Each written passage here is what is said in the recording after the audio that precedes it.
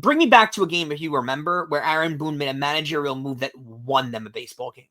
I can certainly give you a lot of games that I'm sure you can give me a lot that Joe Torre had made for the Yankees. I can probably give you a lot about Joe Girardi gave for the Yankees. I don't remember a specific game where Aaron Boone ever won the Yankees a game or made a move that won them a game.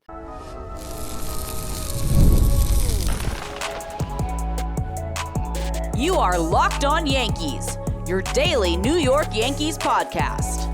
Part of the Locked On Podcast Network, your team every day. Welcome to Locked On Yankees, which is part of the Locked On Podcast Network, your team every day. Thank you for making us your first listen every day. I'm Stacey Gotsoulias. Today's episode is brought to you by FanDuel. Right now, new customers can get $200 in bonus bets when your first $5 bet wins. With me, as usual, my co-host, Brian McKeon. Brian, happy first day of spring. We're here already. That means baseball's right around the corner, right? It is right around the corner. Don't forget, subscribe to Locked On Yankees on whichever podcasting platform you prefer. Subscribe to our channel on YouTube, like our videos, hit the bell so you're notified when those videos go live. Today's show, we'll tell you how the Yankees did on Wednesday against the Phillies. They had an afternoon game against the Phillies. While we're recording this, they're playing against the Braves. And if we have any updates at that point, we'll let you know what's going on. Aaron Boone is not a fan of ABS. Are we surprised? We'll let you know in segment 2. But first, more about Boone. Alex Cora had some things to say about Aaron Boone. Really weird how the direction our show has taken in the last 2 days, because we spent yesterday killing Alex Verdugo, and today we're going to spend not giving Aaron Boone the benefit of the doubt when it comes to stuff. I'll lead it off with this. Aaron Boone gets a lot of love from baseball people, baseball connected people that are inside Major League Baseball for a long time. And Alex Cora obviously is one of those. When you're attached to the scandal that he was, and you're in the league for as long as he was, and you're as respected as Alex Cora is, and you get suspended for a year from baseball, and then your old team is like, you know what? No, we're going to take the heat and bring you back. That means you're pretty well respected and people listen when you talk. So he's a Red Sox manager. He didn't do the best thing when it came to the Astros stuff, but he is well respected around baseball. I can acknowledge that. So when Alex Cora talks, especially about another manager, people listen. Mm-hmm. And generally these baseball families, baseball people that have been around the game forever, they kind of work like a fraternity. Mm-hmm. And they always back each other up and they always stick for each other and everything like that. And part of me kind of likes that, but part of me also hates that whenever things work like a fraternity, we can't just acknowledge the person exists and say a nice thing about them. We have to go over the top about how amazing they are at what they do. It can't just be the base level. And that seems to be what's going on with Aaron Boone. So Alex Cora was asked about Aaron Boone before the Red Sox-Yankees game 2 days ago now in spring training. And Alex Cora's quote was, "That guy over there, man, gets a lot of bleep from people, but he's one of the best." And he kept going on and he kept, singing the praises of Aaron Boone, how he's won so many games with the Yankees, and this year, he's going to move into 6th all time on the Yankees win list. I think as a manager, he needs like 71 wins or something. Amazing. Great stuff. I want to point these things out to you, Stacey, because we've made this point 1,000 times, and I don't think it's, I don't think it's a crazy point to make, but let's make it anyway. The Yankees, throughout Aaron Boone's entire tenure, right, have not ever been below the 3rd highest payroll in all of baseball. He has not. I can't bring me back to a game, if you remember, where Aaron Boone made a managerial move that won them a baseball game. I can certainly give you a lot of games that I'm sure you can give me a lot that Joe Torre had made for the Yankees. I can probably give you a lot about Joe Girardi gave for the Yankees. I don't remember a specific game where Aaron Boone ever won the Yankees a game or made a move that won them a game. He's made a lot that have lost them games, though. He's made a lot of bonehead decisions that have lost them games, decisions that seem to make no sense whatsoever, that seemed like he just picked out an Uno card, and that's what it said on it, and he went with that. I just don't understand where and then you get it from not just Alex Cora. It comes from a lot of people around baseball about how fantastic of a manager Aaron Boone is. Listen, I'm sure Aaron Boone is a wonderful baseball guy, and he comes from a baseball family. And I'm sure it's great to sit down in front of a bonfire with a cigar and a beer and talk baseball with Aaron Boone. It's probably a blast, and the stories he could tell you are probably amazing, Stacey. But to sit here and sing his praises Like in his 6 years as Yankee manager, he's won, is it even 6 years? Might be longer than that. But in his 6 years as Yankee manager, he's won 3 World Series and gone on a clip of winning 100+ games every single year. He hasn't done that. And at the end of the day, Stacey, in the biggest games, or the biggest series, or the biggest moments that he's had the opportunity to be the Yankee manager, the Yankees have fallen short every single time an Aaron Boone team has had the opportunity to come through. So I don't want to hear it anymore. And I've gotten sick and tired of it. I'm looking forward to hearing your thoughts, but I don't get this. I really don't. The biggest boneheaded move Aaron Boone ever made as Yankees manager was on display in Game 1 of the World Series in 2024. How can anyone in their right mind say that Aaron Boone is such a great manager after what he did in that game to Nestor Cortez Jr.? I don't understand it. I get from the perspective of a fellow manager how he manages the players. Like, he's a player's manager. I get that. Strategically, I mean, I can think of a few instances. There was that one game, this was a few seasons ago. Domingo Germán was pitching really well against, I think it was Cleveland, and Boone took him out. And then whoever came in next gave up the lead immediately.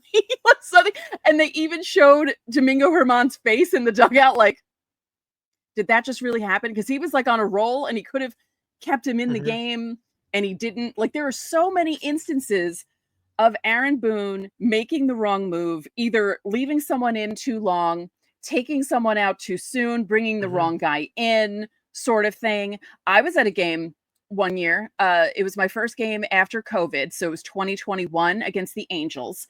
The Yankees had tattooed Shohei Ohtani for 7 runs in the first inning. Yeah. I was excited because I was like, oh, wow, I'm going to see Shohei Ohtani in person. This is awesome. And the Yankees like chased him out of the game with only 2 outs in the first inning, something crazy like that. And the Yankees are up. They were up 4, right? Aroldis Chapman gives up a grand slam in the bottom of the 9th, and the Angels go on to win the game. And I'm like, what? Like, that was one of my first really bad Boone experiences in person, but covering this team, there were so many instances of us coming on the air, or me as a solo host, or me with Abby, me with Steve. Like, there were so many instances where you come on and you're just like, what is he doing? And as you said, he has consistently had a high payroll team. I could manage the Yankees with the personnel that they have and with the coaches they have. Like, don't make it seem like he's this savant and he's like, oh my God, he's amazing. And this, he's not. He's not. We've seen too many examples of it, of him not being that good a manager. And again, from the inside perspective, sure, he manages the players well, but strategically, and when it comes to in-game, this is his 8th season. How does he not know how the game works? I don't get it. I don't. I know that there are, football is the sport that comes to example for the most part, but there are plenty of coaches in football that tend to get the most out of their teams, that have rosters with not a ton of talent on them, and somehow they win 8 or 9 games every year. Mike Tomlin of the Pittsburgh Steelers is one that comes to mind. Every year they win 10 games, and no one knows how, because the roster's talent depletes more and more, and he somehow wins games. That exists in sports. Aaron Boone has not been that manager, and he gets talked about like the Yankees somehow win 100 games every year, and you're like, how are they doing this with the talent? The talent's got a $300 million payroll every single year that he's out there. It's not like he's doing anything abundantly impressive as a manager. Right. I bring it back to the Milwaukee game last year, where he just completely flat out lost them a game by pulling a pitcher when he didn't need to. The amount of games I've watched where the pitcher's been in the mid-70s dealing, and he pulls them because he can't wait to get to the bullpen for whatever reason, because he needs to look smart by going to the bullpen. Right.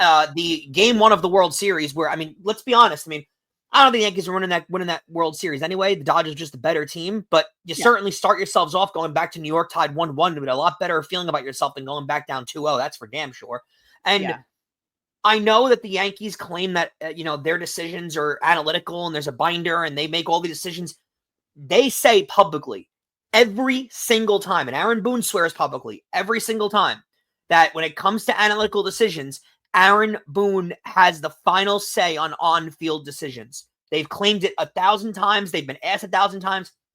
Brian Cashman, Hal Steinbrenner, Aaron Boone has confirmed in himself that he has carte blanche when it comes to the final decision on stuff. If that's true or not, I'm very skeptical. Doesn't really matter, Stacey. That's what they say, so that's what I'm going to go with, and I'm going to believe them. So if that's the case, then he's made a lot of really, really, really bad decisions as a manager that have lost to them losing quite a few amount of games. And I want to go to the dumbest thing he's possibly ever done that wasn't even an on-field decision. Because we talk about how great the off-field stuff is and how he's close to players, and that's all good and well. The 2023 ALCS, when they played the Houston Astros, after Game 3, the Yankees were down 3-0 in the series. And if you watch that series, the Yankees were a wounded animal getting ready to be given its final blow. They had no chance of winning that series. Everyone knew it. No Yankee fan in their right mind thought they were coming back and winning that series. I think there were plenty of people that started to believe they were going to win the Dodgers series way more than they thought they were going to win that Houston series. No one thought they had a chance in that Houston series. Before Game 4 of that series, the team shows up in the clubhouse and Aaron Boone wheels out like an old school teacher, a big TV, to show highlights of the 2004 ALCS when the Red Sox came back up down 3-0 against the Yankees in the American League Championship Series. Not realizing, I guess, that he is the manager of the New York Yankees. Is there a more tone-deaf move that a manager of a team could ever make? I don't think so. Especially with that team. And I know you want to keep the confidence. Hey, it's the ALCS and we don't want to act like, everyone can count us out, but we're not going to count ourselves out. That's maybe the narrative you should go with in the clubhouse. They don't believe in us, but we believe in us. Maybe go with that one. Don't go with the, hey, this has happened before. It happened on this field across the street, just 20 years ago. We could do it. One of the worst and stupidest moves ever made. I don't get it, Stacey. Everyone in the league seems to love Aaron Boone, and I'll never understand it. Yeah. Don't forget, subscribe to the channel, hit the like button on our videos, hit the notification so you know when our videos go up. You can also join the Locked On Yankees Insiders Club. The link is in the description. You'll get text from us. You can text us questions, comments, reactions to trades and signings. We send out lineups during the season, roster moves, and breaking news so you don't have to check social media. There's a 14-day free trial. Coming up next, Aaron Boone doesn't like ABS. We're going to go through some quotes and tell you what we think about that. Scaling your business requires the right expertise at the right time. And with Upwork, you can find specialized freelancers in marketing, development, design, and more. Experts that are ready to help you take your business to the next level. Now, Upwork gives businesses flexibility by connecting them with top freelance talent across multiple industries, including IT, AI, web development, and marketing. Whether you need extra hands for a project or a long-term partner, Upwork makes hiring simple and affordable. If you need help with the marketing campaign, Upwork can connect you with a freelance expert who delivers incredible results. Posting a job is free and simple, and within a day with multiple qualified candidates to choose from. Instead of hiring full-time, Upwork helps find affordable top-tier freelancers to scale your business back efficiently. Visit Upwork.com right now and post your job for free. That's UPWORK.com. Upwork.com to connect with top talent and grow your business today. And Locked On Yankees is also brought to you by FanDuel. March Madness is here, guys, and FanDuel is giving you the chance to get in on the action like never before. Right now, new customers can get $200 in bonus bets when your first $5 bet wins. That's it. $5 on March Madness to get a $200 in extra bucks to use on everything from buzzer beaters to Cinderella stories and even to bet on who's cutting down the nets. Now, I've got an eye on a few underdogs for this year's tournament, and FanDuel makes it easy to back those teams with spreads, totals, and game props. I can stay involved in all the action. There's games happening from noon to midnight if you're on the East Coast, and there's something exciting to bet on in every single game. Plus, the FanDuel app is simple to use. When I win, I get paid out instantly. No waiting around for my funds to hit. So visit FanDuel.com and get in on the college hoops action today and all tournament long. Thanks again for making Locked On Yankees your first listen. Remember that every Friday is Fan Mail Friday. You can leave questions underneath the pinned comment on our videos Monday through Thursday, or you can join the Locked On Yankees Insiders Club to get top priority during Fan Mail Friday. That link's in our description. Stacey, I want to preface something real quick before our next segment starts of Aaron Boone's hatred towards ABS. In my personal life, I have a girlfriend. Amazing, right? Who would have thought it would happen? Yesterday, we were watching the Rangers game, and if you are a hockey fan or a New York sports fan, the Rangers in a game they really needed to have against the Calgary Flames, who are coming off a 6-1 loss in Toronto, traveling the night before, didn't show up in a playoff game they needed to win. And what's the funniest part about that game is after the game ended, multiple Rangers players, Rangers management, Rangers coaches simply said they looked past a bad team instead of playing them tough.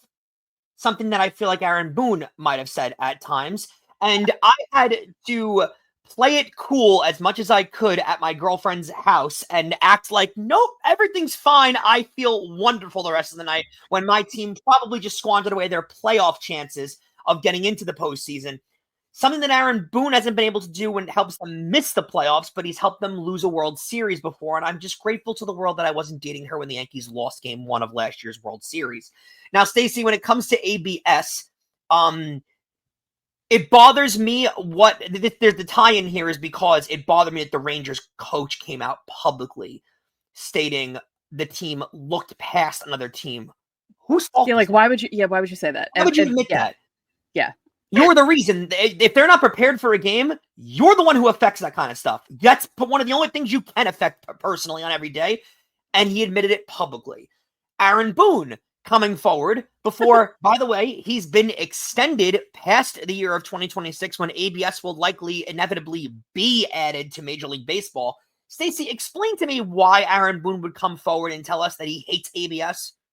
I don't know. I really don't. When I saw that, I just thought to myself, well, my first thought was, of course, he doesn't like ABS because ABS has a chance to correct calls.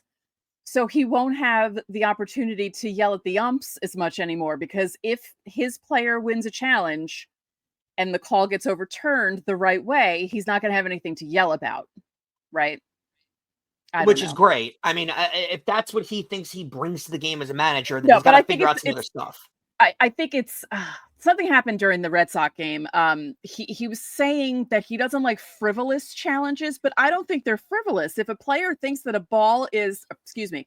thinks a pitch is a ball instead of a strike, and that's the correct call, you have every right to challenge that, and ABS will show you whether you're right or wrong. And what happened was someone did that with the Red Sox, and then the Yankees ended up giving up a 2-run home run. Now, if it were the reverse, I don't think he'd have a problem with that. So I don't understand why he was annoyed with it because, as I mentioned on yesterday's show, Jazz Chisholm, which I didn't realize, at the end of the bat, it was going to be a strikeout because the ump called it a strike, and he tapped his helmet, and it was 2 inches below the zone, so it turned into ball 4. What I didn't realize is he already had challenged a call in the same at bat that he also won. So he won 2 challenges in that one at bat.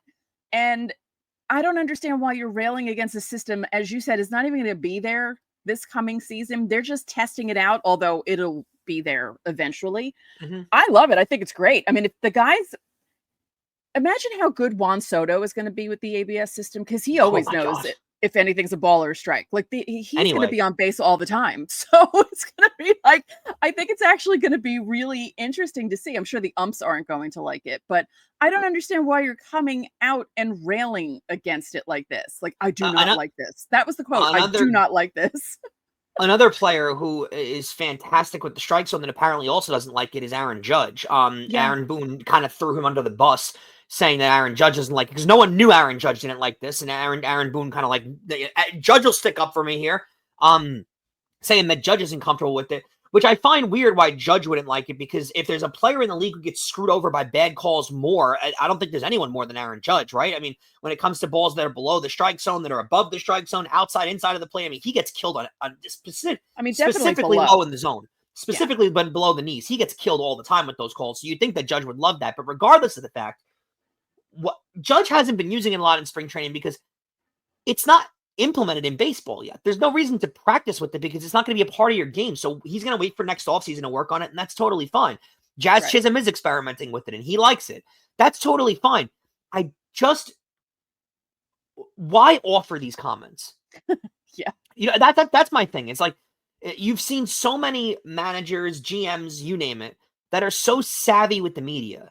And they always say, less is more. You got to know how to give a long answer to the media and win them out without actually saying anything. And there's so many managers in sports that are so good at that. Joe Girardi was one of them, right? Who he knew he could talk to you for a half hour without giving you any bit of information at all, which is what the best managers in sports do. And yet Aaron Boone just tends to offer up information like he's still on ESPN on the broadcast. Mm. He just offers up his opinions on things, and we don't need to hear those things. And this isn't detrimental to the Yankees, but going back to the last segment too, he's done things like that have been wound up being detrimental to the Yankees before. So, Stacey, I don't get it. It's like he runs his own press conferences. Yeah, and the one thing that he did say that he maybe shouldn't have said, he said that ABS takes away from the catchers who are strong framers, which is a skill that the Yankees emphasize with their catchers. Which, I mean, he does realize, and I just want to preface this for all baseball fans, framing isn't part of the game. Now, if you're good at framing as a catcher, you can potentially turn balls into strikes, but they're still balls. It still counts. It's still a ball. The umpire might get the call wrong. Your pitchers could also just throw strikes. Like, you shouldn't need guys to throw the ball out of the zone for a catcher to pull it back so they can trick the umpire to calling it. How about just throw a strike? When did that become a thing? Like within the last 10, 15 years? Decade. Or is I think catchers have always done it to a degree. But it's become more of a thing they teams practice. Yeah, where they actually practice at it now. So which great. Any advantage that you can come up with, I'm totally And there are actually for. stats about it too. Like there are stats Frame that show rates, you which catchers are good at framing and who isn't good at framing. Yeah, one of the best ever was Jose Trevino. That's why he won the Platinum Glove a few years ago. I don't have a problem with framing being a thing, by the way. Like I don't hate it. If you're good at it, wonderful, use it to your advantage. My point is, why are we citing that as, oh, well, we're really good at that and we're going to lose the advantage there? That's a loophole you found in the game. That's not part of the game. It's not like we're moving the home run wall back. It's not part of the game. It's very strange that that's one of the things that he cited to get rid of it. Because again, a ball is still a ball and a strike is still a strike. Very odd. Right. He was also talking about the Jazz Chisholm, because I told you guys, there's video of it online where he immediately tapped his helmet and ran to first because he knew that strike 3 was actually ball 4. And they asked Boone, about Jazz potentially showing up the home plate umpire. And Boone said, I've talked to Jazz about humility in the challenge. And he said, while smiling, Jazz doesn't mean anything by it. He's, in his mind, just being quiet out there. So whatever. Yeah. I mean, if the umpires don't want to be showed up, then make the right call. Yeah. Thank you. If the umpire's egos can't handle it, then how about you just make the right call next time? Then we don't have to worry about any of this. Seems simple, right? It seems very simple. Yeah. All right, coming up next, how did the Yankees do against the Phillies? Well, there was a lot of power being shown against the Phillies, and we're going to tell you what happened next. The NCAA tournament is here, and so is the Bracket Breakdown. Locked On Podcast Network and Amazon Fire TV channels are teaming up to deliver NCAA tournament coverage like never before.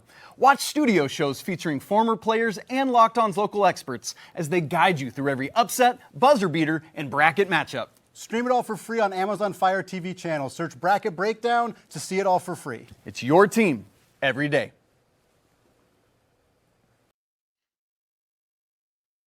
So Stacey, currently the Yankees are tied 0-0 in the bottom of the third as we record this with the Atlanta Braves in their spring training game. If anything major happens in that game, we'll update you on tomorrow's show. Any storylines that break down. Earlier in the day, the Yankees played the Phillies they're playing split squad today. That's how they were able to get both games in.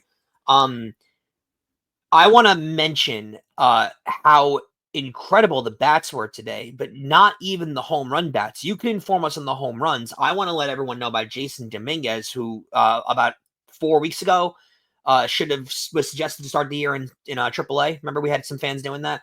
Jasson Dominguez had 3 hits today, 2 hard singles and a double. The exit velos were listed as I follow: 107.8, 108.8, 105.7. He's ready for the season to start, guys, and he's not going to start in AAA. Not only that, I saw him make a play where the sun could have gotten in his eyes and it could have been really bad, and he made it look easy. So again, we're 2 weeks out from the last article calling for his head. He's been fine because this is what spring training is about. He had been working on everything. And as we said, there will be hiccups in the regular season. Sure. Guys aren't perfect. Okay. And left field is notoriously tough in Yankee Stadium. So give him some grace the first month and a half of the season. He should be fine. But he looked great. I was watching, the game was on MLB Network. So I was watching it while I was doing other work. And he looked good. Stroman actually looked good pitching, I have to say. He got out of a couple of jams.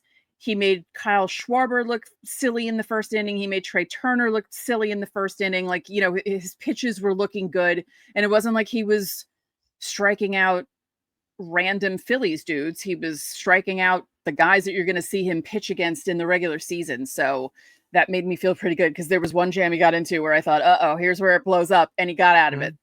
So good way to go into the season for sure. He's going in with a little bit of confidence, so that's a really good thing.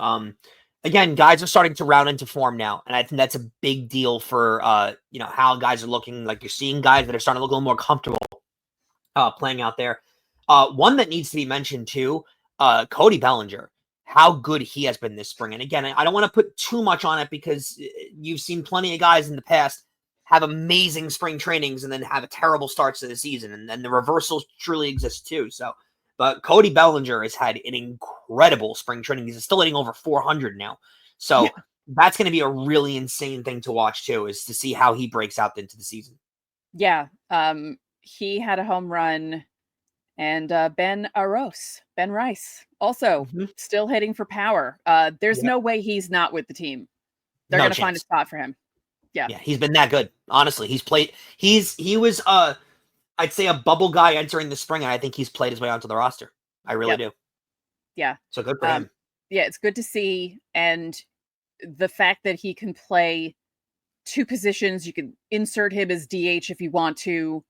I think that also works in his favor. But there are a few guys who can play multiple positions that you can put on the team and just kind of rearrange things if you need to. So the Yankees have some hard decisions to make, but it was good to see them have like half the team be in Clearwater to play Philly, and then have the other half play with, because a lot of times with the split squad games, especially when they first start, it's like, all right, you put the scrubs, they get to go on the road.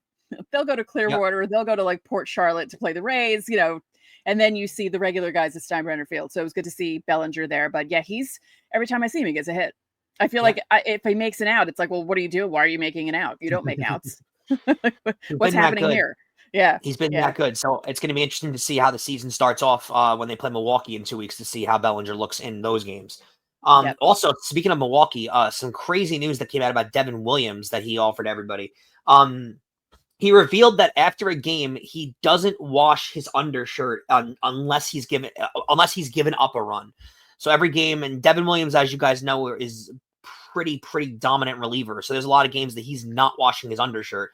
He also wears long sleeves all season long. He's one of those guys. That's a popular trend in baseball, and I never understood it. Aroldis Chapman wear the turtleneck in July.